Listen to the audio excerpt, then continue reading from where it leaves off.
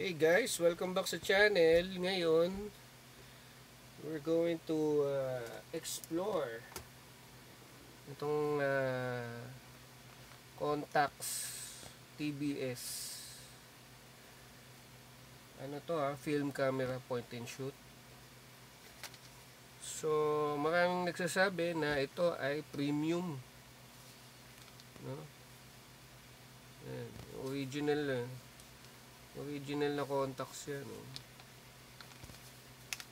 So, yun.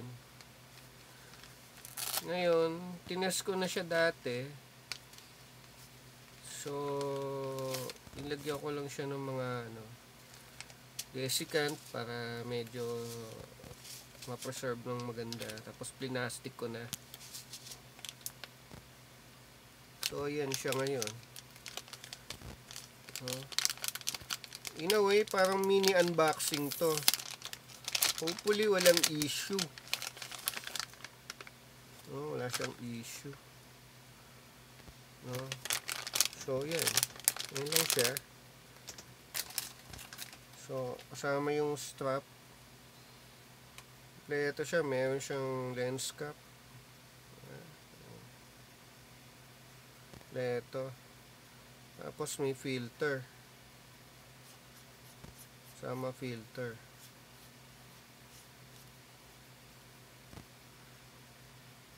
Ang ganda ng of course, probably mga usual dust specs. No? Pero okay pa siya. In a way, ready to use to. So, cosmetics muna tayo. Tama naman yung cosmetics niya, no? Talagang na-stock lang. No? Kung susumahin siya, talagang na-stock lang. So, babalikan natin yung mamaya, no? Yung ibang ibang areas. Ito napansin ko yan, no? Meron siyang parang sticker diba? So, yan lang yung parang downside niya wala namang issue. Ito. Ganda. Ibabaw.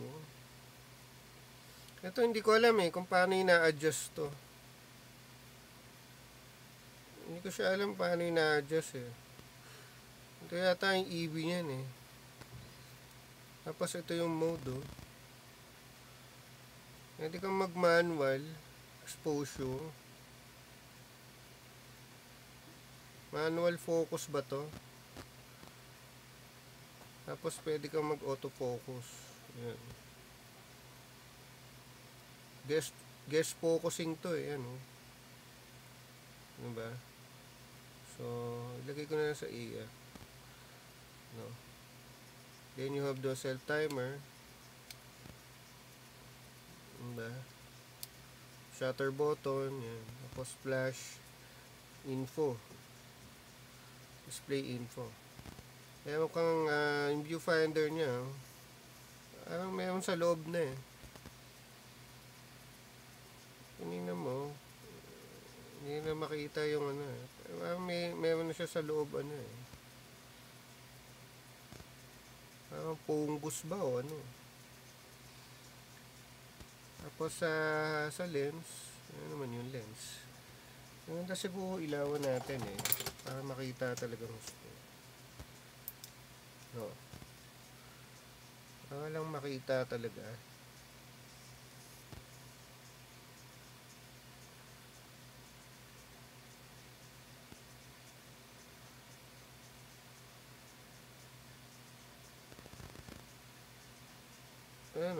Wala siyang wala lang makitang punggos siguro dust specs pwede. Diba? Dust specs. Pero yung punggos, yung viewfinder yun may mga dust specs siya dun sa loob yun Hindi Hindi ko na masyadong ano kasi baka magasgas eh. Pinupunasan. Ayun yung viewfinder niya sa loob oh. May mga traces na doon, may mga dust. May fungus na yan eh. Yung maliliit na fungus probably. Ayun sa loob na yan. Pero manageable naman, usable pa. Importante kasi yung lens. Diba? So, yung loob naman, yung loob. Diba? Sariwa-sariwa. Oh. Napakaganda.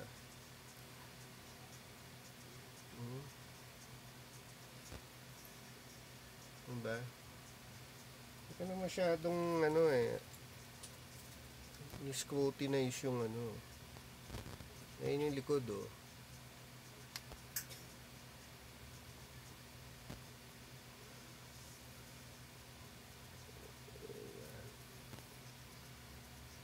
Parang may mga smudges eh. Ayun oh. Siguro cleaning yun. Nasa labas yan eh. Ayun oh. Ayun oh sa gilid. Siguro kailangan magaling lang yung maglilinis eh. Hindi ko na masyadong pinakailaman eh. Oh. So yun. Yun lang mga negligible na issue na. No? So ganun lang siya. Ang ganda ng build quality nito eh. Talagang kumbaga sa engineering nito, hanep eh. So bubuksan na natin siya ngayon.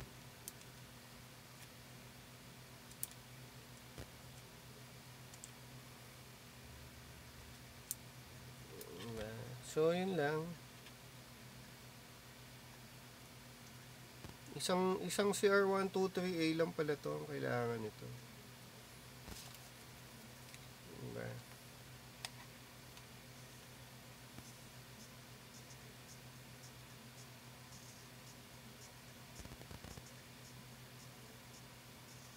Diba? So maayos. What else? So yung battery. Diba yung okay dito? Para tayo malakas eh.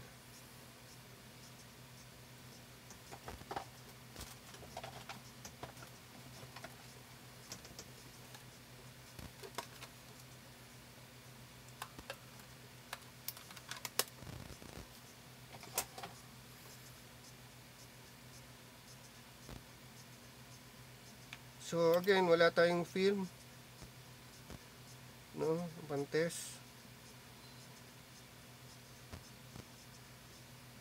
Kahit yung dummy roll ba, tawag doon, wala ako eh. Hindi ko na siya tinest kasi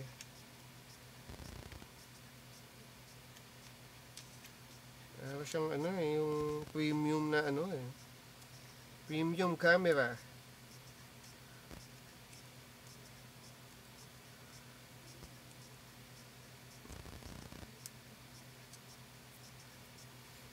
So yun lang siya Ngayon guys, dito ang pag-on niya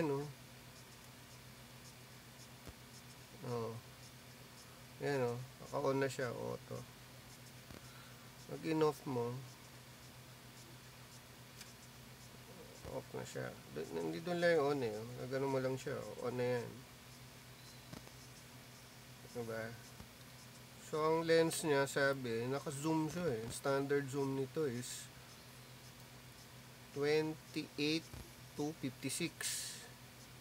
3.5 to 6.5 yung aperture.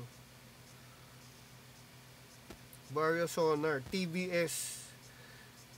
T means titanium. Yung body. Tapos yung BS, yung lens niya, Vario sonar. TBS. Diba? Nabasa ko lang yun somewhere eh. So ito na siya. Pwede kang mag full manual exposure. Ayan Diba? Or pwede kang program mode. So ba't ayaw yan gumalaw sa P? Ayaw yata mag-turn doon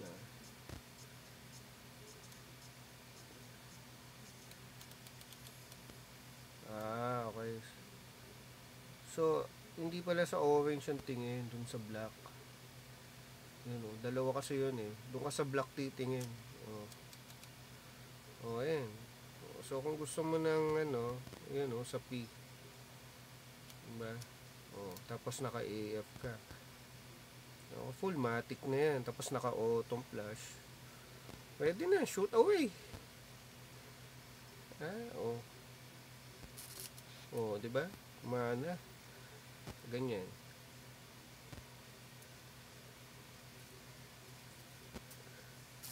Ayan. Magana yung autofocus niya.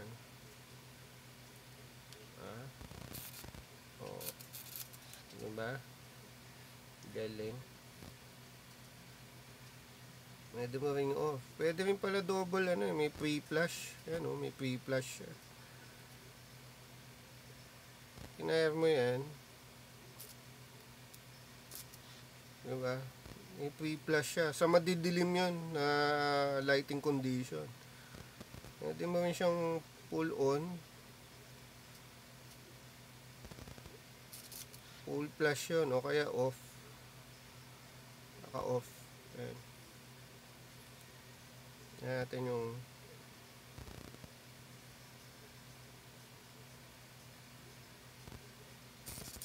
yun. Diba? Bumubukas yung aperture niya. Makita ba? Kailangan makita yun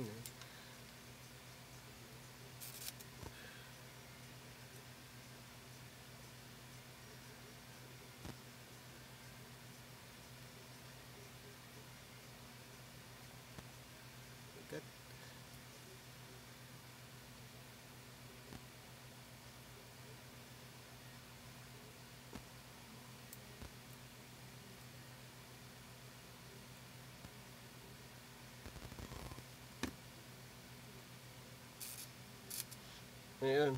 So, yun, bumubukas. Ayun lang. Wala namang ibang, straightforward naman siya Kung gusto mo mag-manual, guest focusing ka, dito ka. Isin mo siya dyan. Kunyari, 0.5 lang, portrait shot. Gusto mo, set timer mo pa.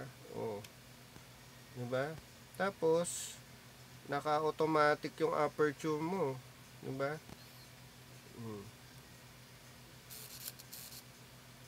Diba? Naka-open flash. So, ayan. Ka-counter na siya.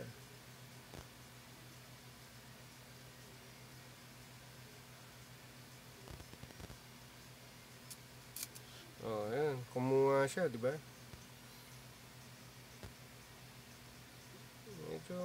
Medyo loose lang ng konti ito Diba? So, what else? Autofocus, naka-program mode.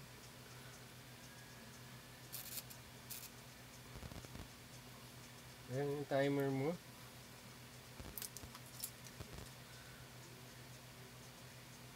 Diba?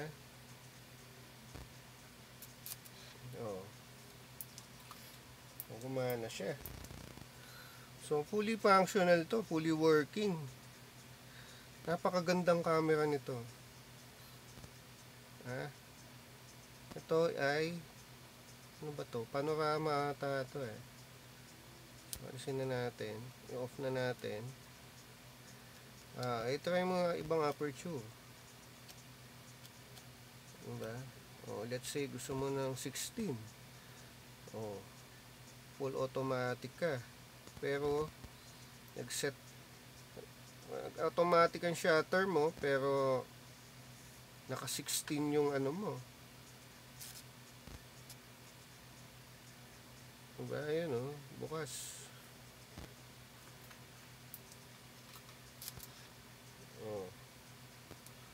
Ulit.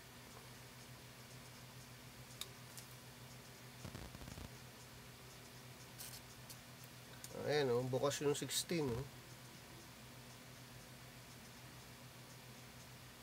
Diba? Bukas yun, 16 yun o. O ganun lang eh. So what else? Oh, off na natin kasi ito panorama ata yan eh. Tingnan ko lang kung, kung sasarado yung window. Pag sinarado mo to, ayun, sumasara nga siya eh. Parang gumagano, umaangat siya eh. Diba? Umaangat lang siya eh.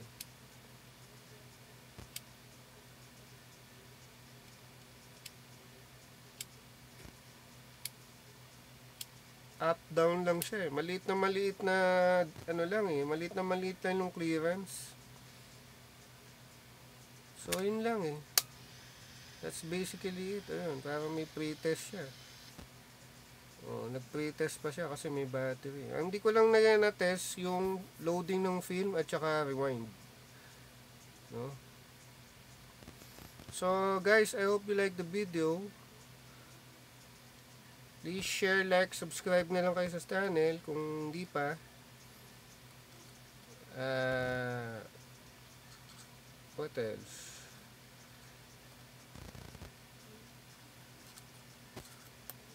We'll see you on the next demo. No? Siya. Sarado mo ganyan. Okay na.